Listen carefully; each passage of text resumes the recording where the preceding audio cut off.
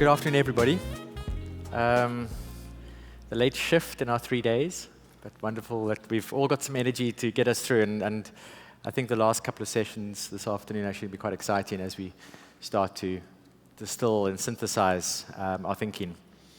But welcome to the session this afternoon, titled Leadership, Creativity, and Complexity in African Contexts.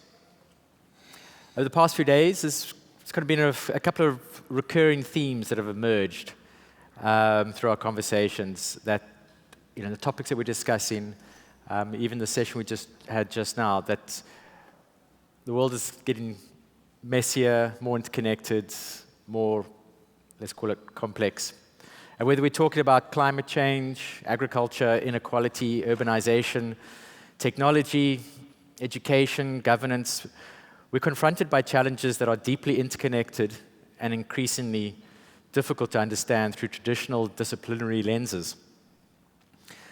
Many of the systems that shape our lives no longer behave in predictable ways. Cause and effects are often separated by both time and distance. The future is harder to forecast, and solutions that worked in one context often fail in another.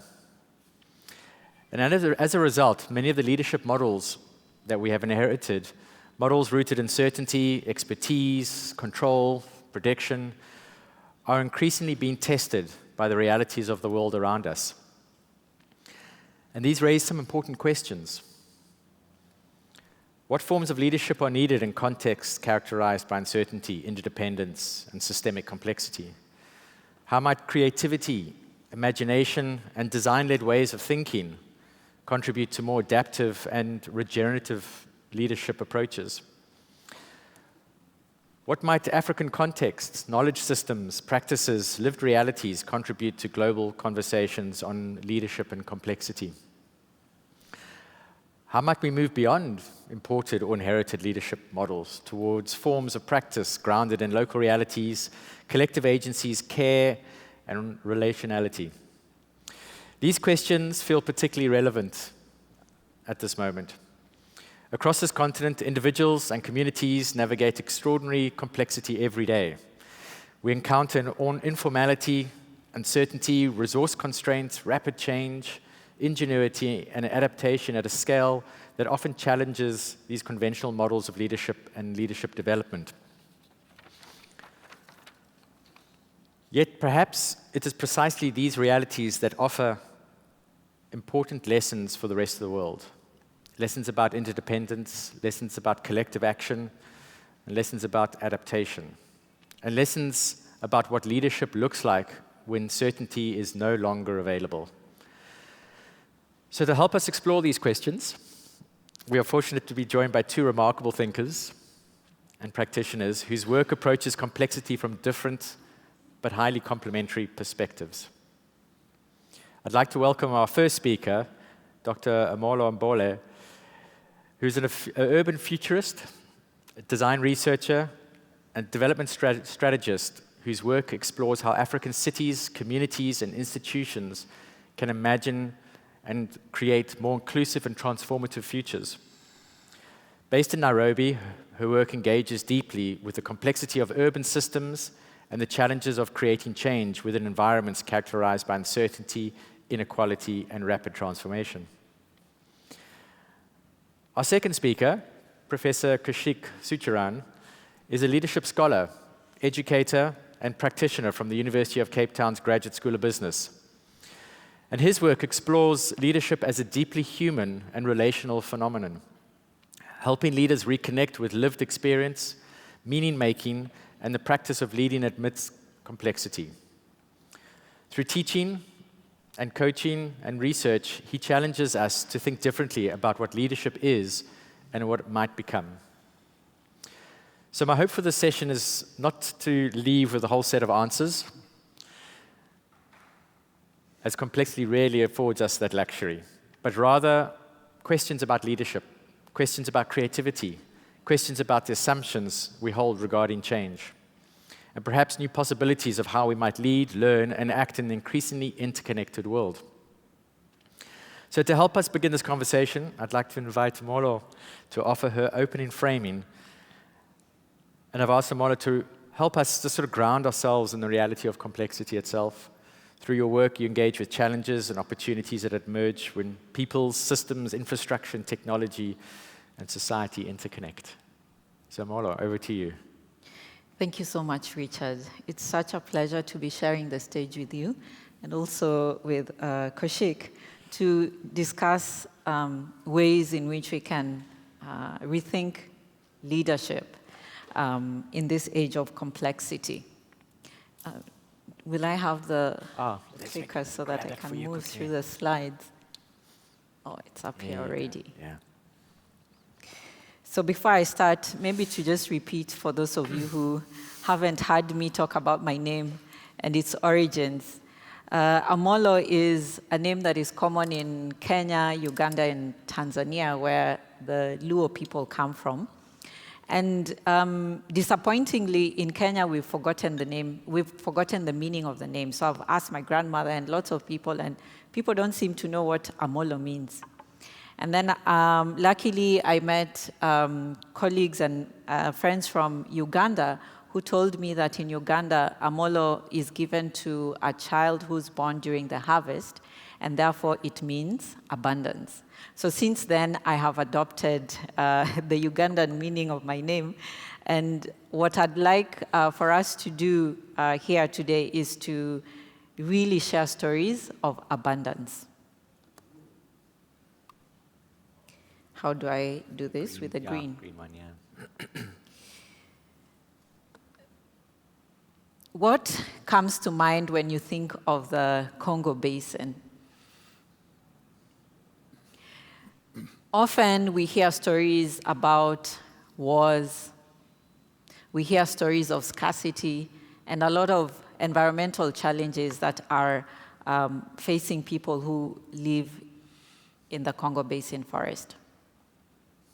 I'd like us to flip that script for a few minutes and think of the Congo Basin forest as a place of abundance. And I'm using this as a way to build a story about people living in a city that is full of life and people are thriving. The reason I think of the Congo Basin forest, it's because I see it pretty much as the center of the world. And this is because it's one of the last major net carbon sinks. If you think about the other rainforests that we have, such as the Amazon, and also on the other side, we have the Southeast Asian rainforests, those two sides of the rainforest have become carbon emitters. So as we have it today, the Congo Basin is one of the major last carbon sinks that we have. So for a minute or two, let's think of it as the center of the world. So I had started by saying that when you think of the Congo Basin, you think of scarcity. But what if we imagined a different story? And let's imagine this story together.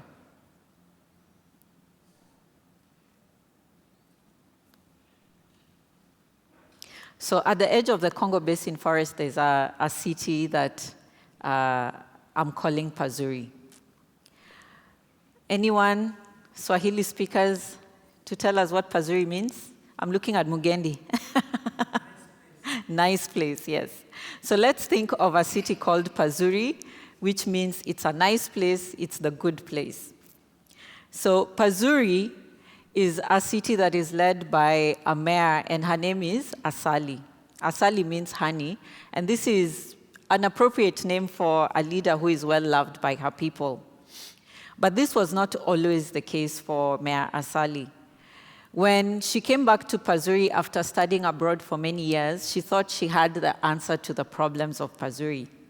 For many years, she had been experimenting with next generation batteries, and she thought that if only they could build industries around fuel-efficient batteries and better energy systems, then they would solve the mining challenges that cities like Pazuri were facing.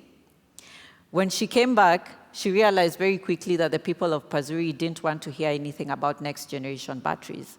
What they were most concerned about were their daily challenges, such as feeding their children, taking them to school, having better roads, having better hospitals, and being able to have jobs that give them better incomes. So after spending some time in Pazuri, Mayor Asali realized that what she needed to do was to listen. So she started listening to the people of Pazuri. She visited many of them in their homes.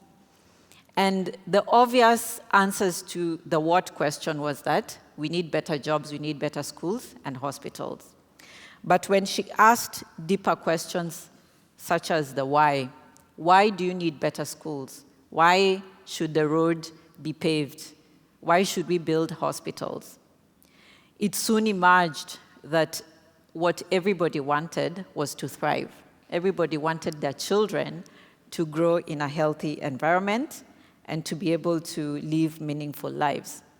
And so through that collective intelligence, what the people of Pazuri agreed on is that they need to build a child-centered city. As they were working together with Mayor Asali, by that time she had become mayor, they decided that their first goal should be to rethink and reframe education. And the education at that time was to put children in buildings for 8 hours and they memorize information. Does that sound familiar? What they said is that the children need to be out in the land and out in the city, and that's the best way for them to learn. So they started to develop a learning from the land approach for their children. From there, they were able to catalyze other transformative approaches around the city, including having community health workers who were able to deal with the Ebola outbreak when it finally did reach their city. I'll leave the story of Pazuri there. I'll leave it open for us to build together, because this is one way in which we can radically reimagine how we deal with issues around African cities. The reason I choose to tell the story of Pazuri is because we are doing a lot of work with African city leaders, such as municipality officials. And often what we find at Open Cities Lab, where we are doing this work, is that municipality officials understand the problems they're dealing with very well. But that in itself can become a trap. They're trapped in thinking about the limitations around these problems.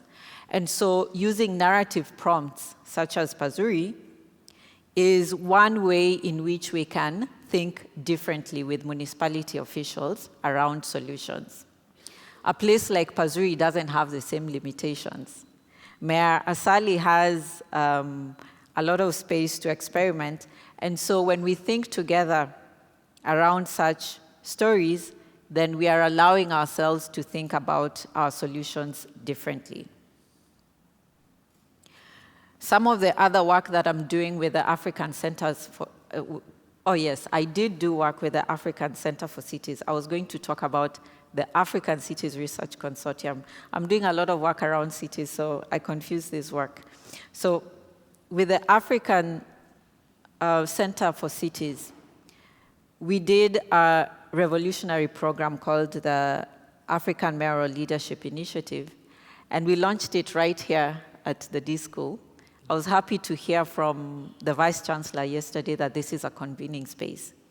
We brought 17 mayors from across Africa, and the opportunity for them was to think very differently about how they wanted to be remembered for their leadership work. So what we did is that over those 3 days, the mayors worked on their legacy goals. And since then, we've had mayors, this was in 2023, since then we've had mayors who have transformed their cities by rallying their citizens around these legacy goals. I was going to then get to the work that we are doing with the African Cities Research Consortium, that is the ACRC. And this is work we are doing across 6 African cities.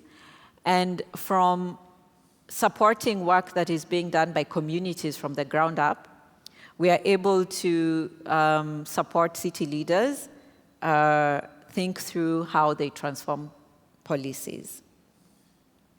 To finish off, I'd like to invite us to imagine together what African cities could look like. And through that, we can imagine what African futures can become.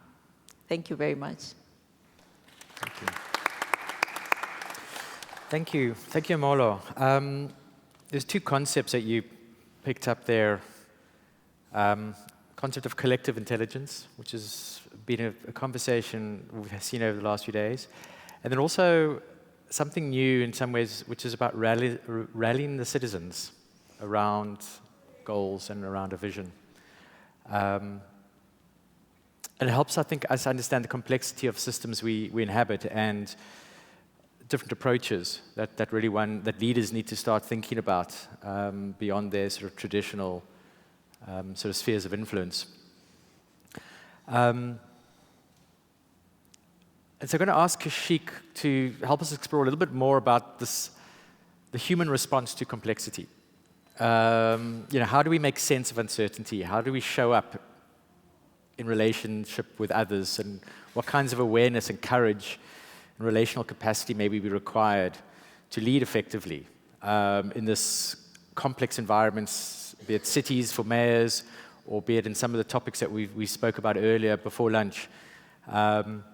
Interconnected, complex systems where we need to actually start thinking about how we show up as a human in those spaces. Thank you, Kosheek. Yeah, thank you, Richard. Thank you for that prompt, and thank you, Amollo, for that imaginative story. I think I'll tie back to Amollo's work with the city managers through my discussion. And, I think what we fail to understand is that complexity, and we've gotten better and better at grasping complexity on the outside, but complexities seldom just resides on the outside. So complexity finds itself within the inner landscape. And most of the work we do in leadership, I'm talking about people who are doing healthy leadership, not people who are doing toxic leadership, because the thesis is different, right? So most of healthy leadership comes from this inner landscape, what commonly called the emotional laboring, the sense-making, the meaning-making, the craft of holding incomplete spaces, resisting definition, resisting labeling, and we've lost that craft. We've lost that craft, and I want to first highlight the evidence we've lost it, and then I'll come back to talking about how we restore it, and then I'll tie back to how it has a role in this moment of living for us all. So, we talk about many crises: the environment, the biosphere, the human project, but we seldom relate any of those to our experience of time. And we as a human species have lost a continuous experience with time. We now experience more atomistic time, and you could blame technology, or you could apportion the responsibility to being too connected. So people are increasingly more connected, but increasingly more disconnected and fragmented. So the sense of who one is, like Amollo's story about reimagining who the mayors are and what legacy project they would lead, is a reconstitution of their own memory of themselves. Now, I say it's very clever and nifty because that resourcefulness, if you can create the continuous experience of time, it gives us flow. It gives us the weaving of one moment into the next moment. It gives us the threading of sense-making, right? And we've lost that ability. And there are many reasons for it. But the most fundamental reason for it, I think, is that we used to live our lives in the reverence of some superordinate being. And we could call it spiritual connection, or however we dedicated a human life to. But with the lack of master narratives, which is commonly created by a state, a nation, an organization, or a community of people about what is purposeful and worth dedicating our lives to, that continuity of experience doesn't have anything to gather it. Now, you might say, well, I would say, well, leadership's most profound effect is to produce that continuity of experience, changing people's experience of themselves and the future and holding them with some stewarding potential. Right? And so people, the most fundamental thing we do in leadership is change how people experience themselves and their future in a particular moment. Now, you just think about how much we say we need more leadership. We need more leadership. And if we search for what we actually need, we want to be held with some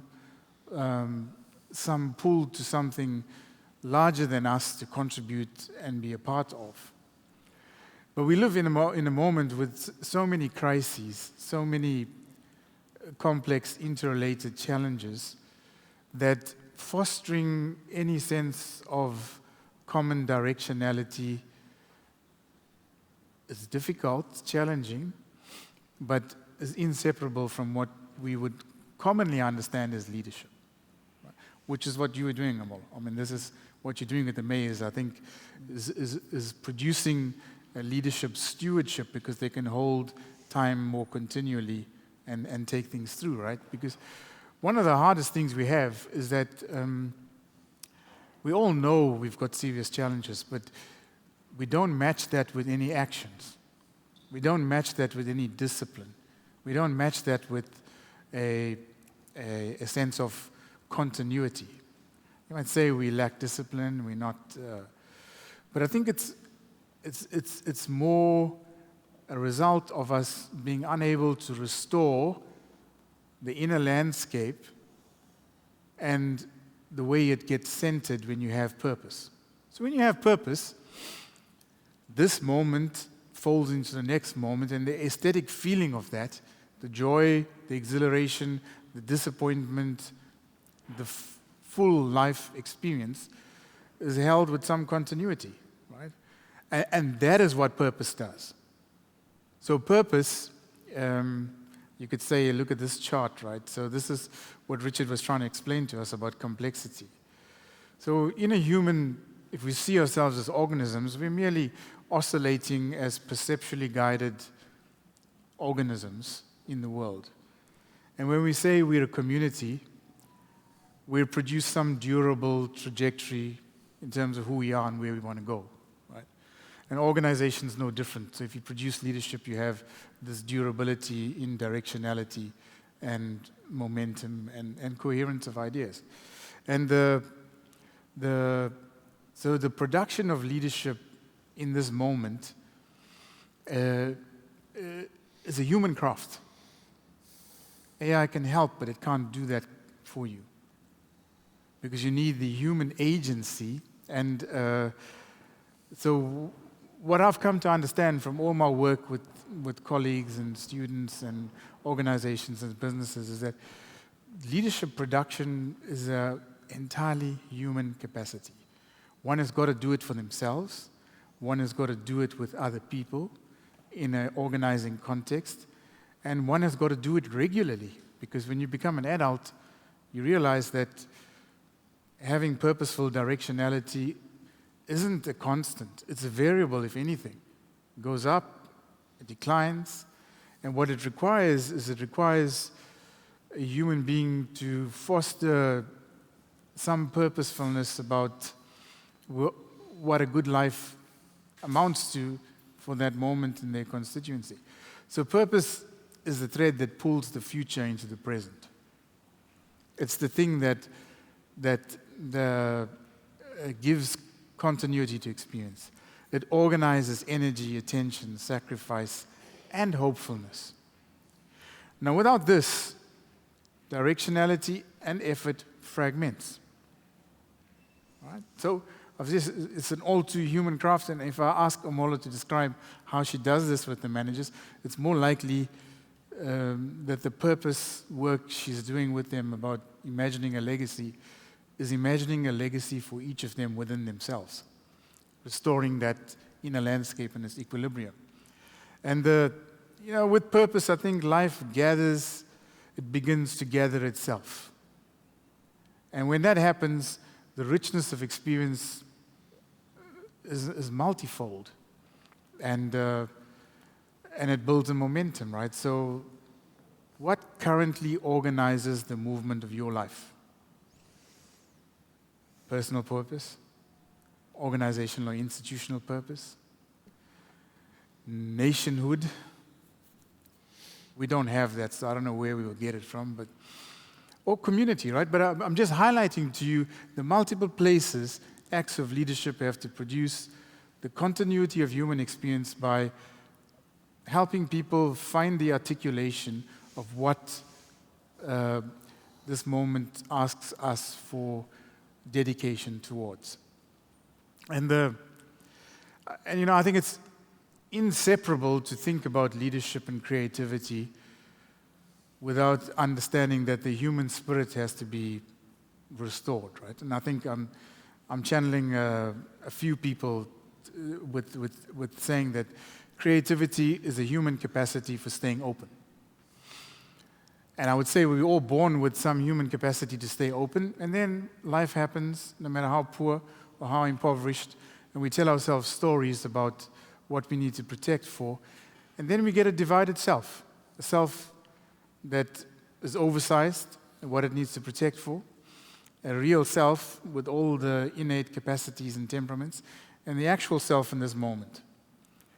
And most of the work in leadership is about dampening down this ideal self in adult years and restoring the connection between the actual self and the real self. We would call that commonly authenticity, right? But it's so this capacity for creativity is about restoring the presence that is in silent relational work with its environment, right? And reducing the noise. So there's a beautiful poem by a Spanish poet, Antonio Machado, who writes about the singularity of a human life. And I think when you honor the singularity of a human life, then life is beautifully original. It isn't relative or comparative. And then the external conditions of one's life get closer to one's aspirations to change it. There's not much of a difference between the two. So Antonio Machado said, "Wanderer, your footsteps are the road and nothing more. Wanderer, there is no road. The road is made by walking. By walking, one makes the road, and upon glancing behind, one sees the path that will never be trod again. Wanderer, there is no road, only wakes upon the sea." So most of our challenges and most of our opportunities are about us making the path. And I think it is about becoming present with that. And so my final reflection to Richard's prompt about leadership is that it's an entirely human craft. We all have responsibility for it. But if you are in role leadership, then you have a little bit more responsibility. And you have to know what this craft's about. And if it's not in service of the fostering of a continuity of human experience to some desirable collective future, then what is it about then? What is it about? And so it's not technical, it's entirely a human question. And I think it's an invitation to us all, right? What future do you want to cultivate more intentionally? So leadership is not something we do. It's something we continuously cultivate within ourselves, within others, and the systems we operate in. Because the organizing trajectory is already set. It's about choosing consciously and intentionally, or being created by it as the alternative. So I hope I've reconciled that back to your points, Amollo, about leadership being this craft narrative story, and about being present to one's present existence. I'll leave it there, Richard. Thank you, Kosheek. So, my big reflection on that is, we have this complexity of the world, these complex challenges that we get faced, but from a leadership perspective, there's a lot more to it. It's not just about showing up and saying, okay, I've got the skills to do this. There's a much deeper human sort of inner component, which we need to be very conscious of. And both of you have spoken about complexity in different ways, and one on the systems, and the other one through sort of human experiences. But why do you, I've got a question I'm going to ask both of you. Why do you think, and you're both involved in leadership production, in leadership development, and there's many leadership programs that people can go on, and if you Google leadership development, it's just a wash of so many options. But why do you think so many of our institutions really still struggle and truly accept and be able to teach leadership which is attuned for complex environments? Amollo, I'll start with you. Difficult question. Very good for us to be thinking about. Let me go back to my own personal journey and reflect on what you've said about the real self and the ideal self, and reconciling that. For a long time, I was building my career around my success. And in 2024, when I was in a car accident and I lost my left eye, now what I have is a prosthetic eye, I had to use the words that we're using here. I had to reframe and remember what was important in my life. It wasn't the accomplishments or the work that I was doing. It was me being part of a bigger picture, me being part of a community. So during that time, I had a lot of support from friends and family. And I was just telling someone the other day that that's the one time I felt most loved. So people came around me and supported me during that period. And so thinking about leadership since then has been about what my contribution is to the world that we are building. So if we are building a future for our children, what part or what role am I playing in that? And it doesn't mean that I'm going to be the hero or I'm going to be seen as the most accomplished, but I'm going to be part of the story that we want to build together. And that, again, now comes back to the whole point of supporting leaders to build a legacy. In their legacy, which means that they might be in office for just 5 years, they need to be thinking about what came before them, what they're going to build upon in those 5 years, and what will continue after them. So again, speaking to the whole idea of continuity. And so I think what's most important for us in higher education or in the work that we do with leaders is to really think about what our contribution is and what stories we are going to leave behind and build together with those who come before us, with those who we are building with right now, and those who are going to come after us. Thank you. A little bit of what I'm thinking about right now around leadership, but I'm sure Kosheek has a lot more to say. Yeah, Kosheek. Yeah, thank you for that, Amollo. I think I think we get it wrong because it's all in the head. I mean, when I first got to the Graduate School of Business, you taught leadership, and you only educated people rationally. And because educating the emotional landscape is different, right?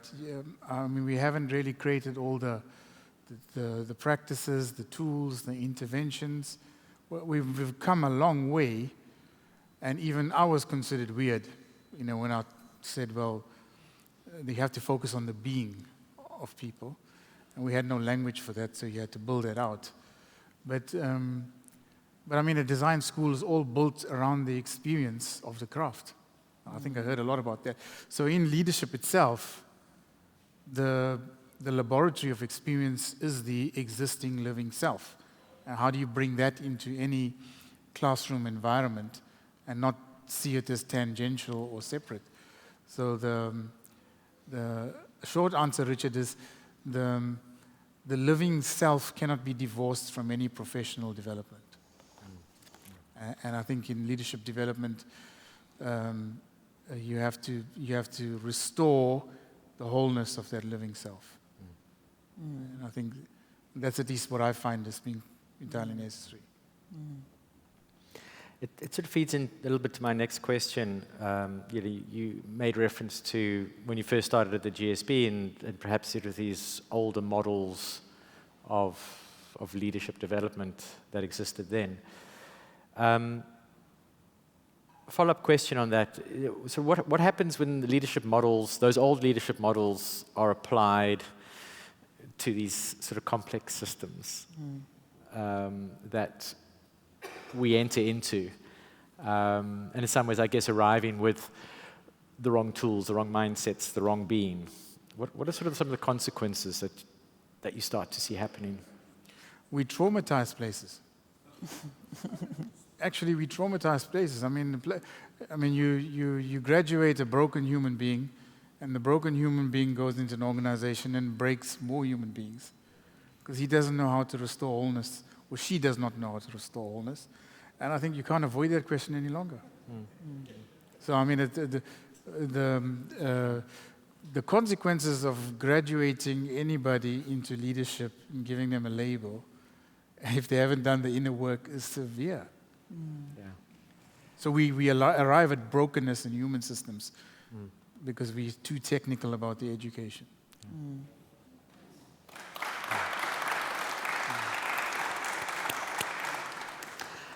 And Amollo, I'd love to get your thoughts on that as well. I mean, obviously, having worked in cities and working with mayors, what have you seen in that space? I would say the brokenness shows up in the fragmentation, in how cities provide services, for example.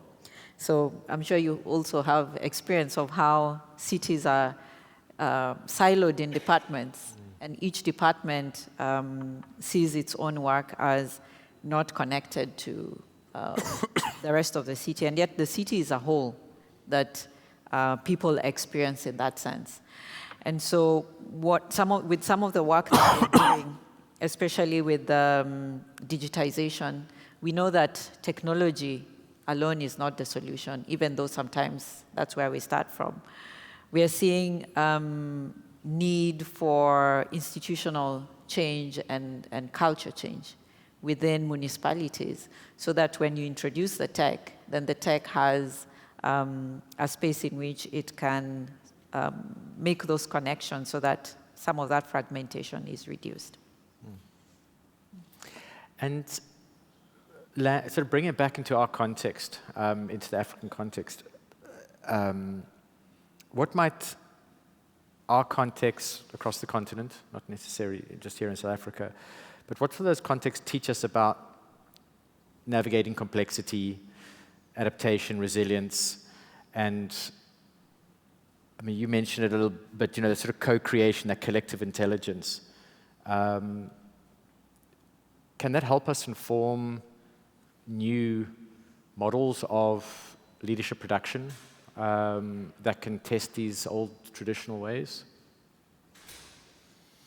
I hope so. I have a lot of hope in the youth. Yeah, I'm betting on young people across Africa, and this being the youngest continent, and it's continuing to grow very fast. Dreaming that young people are, going to give us some of the answers that we are looking for. In the workshop we were already giving examples of how young people are taking it upon themselves to regenerate, for example, riverbeds or different parts of the city. And if we can provide them the spaces to do this work better and to connect with other young people from across the continent, then just maybe we are going to, start to see the transformation that we are looking for. I think we already had a very good example here of all the students who are forming the design, what is it? The design circle. What are you calling it? Student Design Circle. So I'm hoping that we'll see many more student design circles, and our job therefore will just be, as I said, to provide the environment in which this type of thinking and regeneration and rethinking and resolving can thrive. So young people, we are betting on you. Thank you. And Kosheek, on that topic, I mean, you've been developing and designing, building leadership programs in our context. Is it an advantage here in the complexity that we find on the continent? I mean, one can argue whether it's more complex or less than the rest of the world, but just in the context of Africa, are we at an advantage in the leadership programs we develop because of where we are relative to perhaps global north? Yeah, I would say so. We've got probably the best preparation, right? If we can just clear off the dust of a few things, right? So take, I'll use the old, right, and the new. So we have King 5 or 6, I'm lost track of what it is, version we're in, and a Lakotla, which is a traditional gathering of leadership. I think King 6 is now trying to get to the spirit and the principle of a Lakotla. They've redefined leadership as collective. They've redefined the responsibility as the whole board for collective leadership, and I think they are trying to. They don't yet have the full language, but they're trying to honor what I saw so beautifully held here today was, we see you. We genuinely see you. That's where Ubuntu first got its name from, right? It's the seeing is the mutual co-creation of self and other in the space, and how you need to reconcile that to get to any stewardship of any kind that will matter. So I think we have the heritage for it. We just got to teach our young people to honor that legacy with a bit more resilience and a bit more dignity, because we've got a lot of good stuff. And of course, we've got to structure the development of people, because it's hardly a thing in the head, it's a thing in the whole body that we've got to educate for. And I think we've got the complexity, we've got the diversity, we have the brokenness of all the years of development and colonialism, and we have to remember our understanding of who we are in all of this. So I think we've got the most extreme conditions to shine a light on a thing the world needs. And they do not have the context to create what the world needs, because you can't create it outside the experience of it. So I genuinely think we're at an advantage to hone, refine, evolve, and honor these kind of legacies. Wonderful. I love the phrase, you can't create outside the experience of it. No, you So can't. this context is very much... And think about our universities, right? We study a thing outside of experience often. Go and ask people what it is. We can't kid ourselves as that genuine knowledge for a human system anymore. We can't. I mean, we're beyond the point of being embarrassing about that. Right? So the extent to which we have to draw on the richness of experience to build new knowledge, the moment is urgent and it's now. You're experiencing it currently, being in the throes of it, right? But most of leadership scholarship is grappling with that. Yeah. But you know, most of our culture in Africa is oral, it's experiential, it's being with each other. We just have to find the connections to it. Yeah. Fantastic. So I'm mindful of time, and before I sort of move on to my closing question, I'd love to open up to the floor if there's, do we need a roving mic?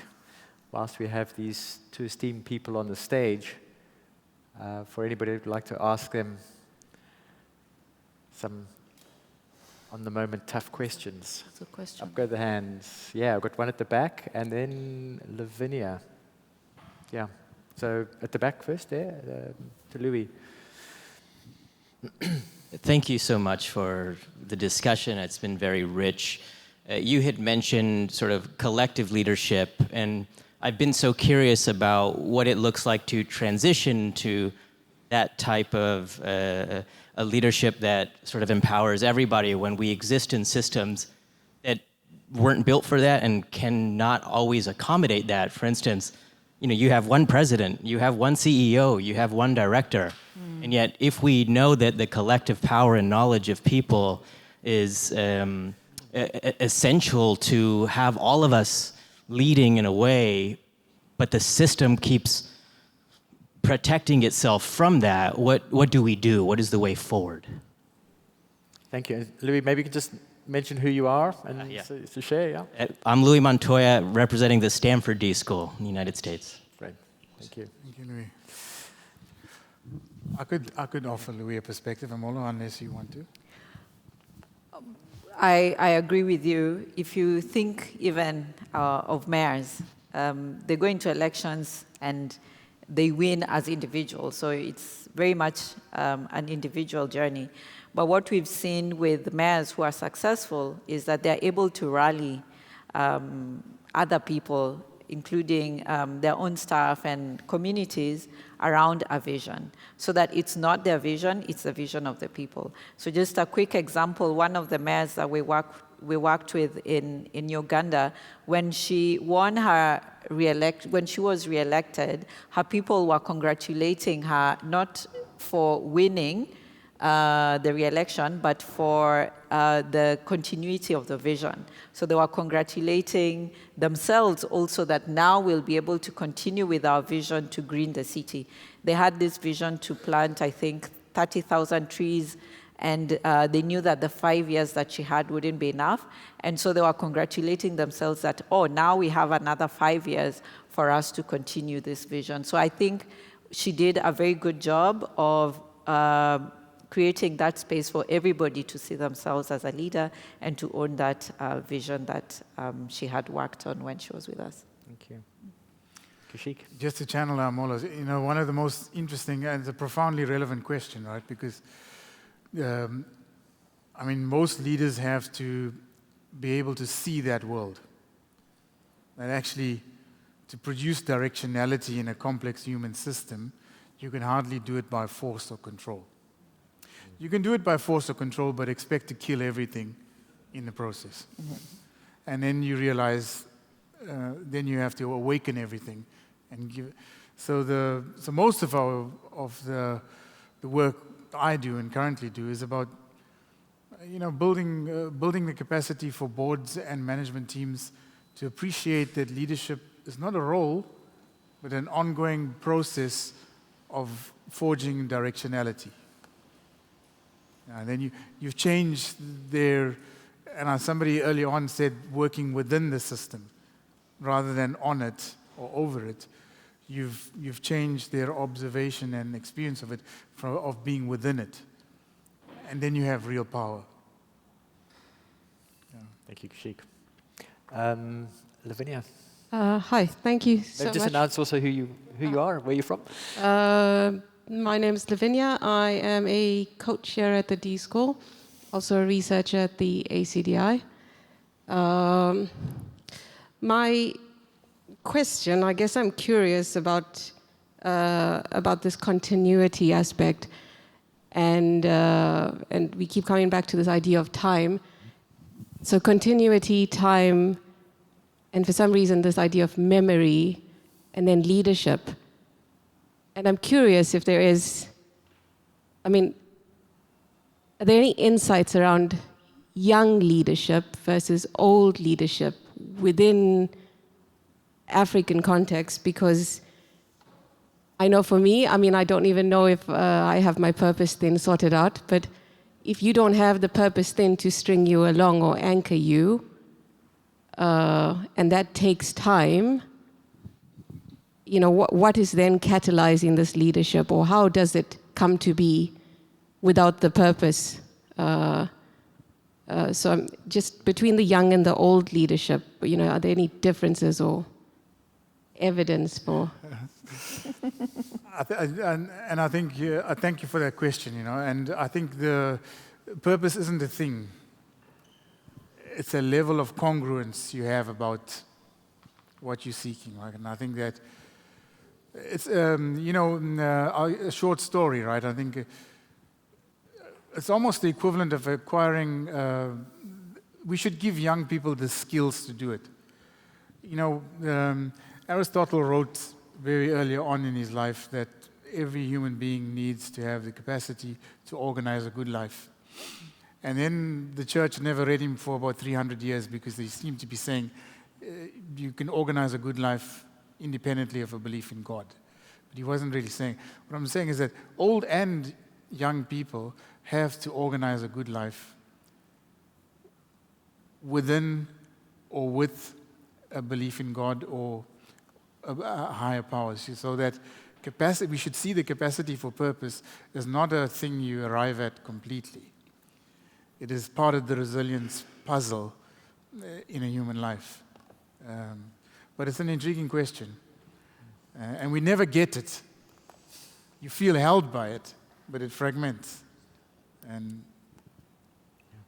thank you. Thank you. We have time for one more question. Do you want to respond to that at all? Or we'll go to the next question. Okay. You, Janice, yes. Microphone over there. Thank you. Hi, thank you. I'm Janice Macmillan from the D School here. I'm really moved in this convening. How many times I've heard the importance of inner work, that you can't do the work without kind of looking within. We need to be in the self when we're looking kind of outside the self, in this session as well as others. And I'm just curious, a bit like Lavinia, I'm also curious about how we get that valued, because so often it's seen as being too narcissistic, or you're just focusing on the self. So how do we balance the value and the importance of looking inward, because that's critical, to the way that it's valued and understood more broadly? And I think some people see it as very individualistic, etc. But we talk at the convening about the importance of inner work. How do we balance that with the need to look at the systemic at the same time? Just curious. Yeah. Thank you. I could offer something in the last 13 seconds. I think we can structure that journey to produce a level of mastery like we can produce with carpentry, without anybody becoming narcissistic about it, because they very easily understand they're not a thinking thing in this journey. And if you don't achieve that, then there's a mental problem somewhere in that equation. But I think I'll leave it there for now, Rashid. Thank you. So our time is up, but I have one last quick question for both of you. So sort of in one sentence, just to try and cap it.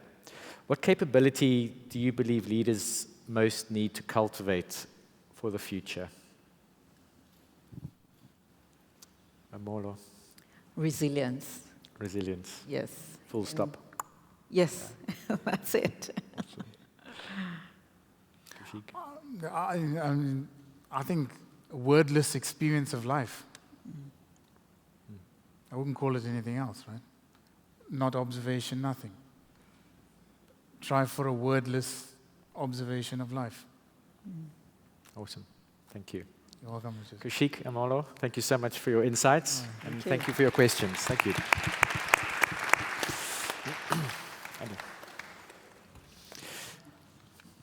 you very much. Pleasure to meet you, Amollo. Thank you, pleasure. Yeah. Thank you. Thanks, Richard.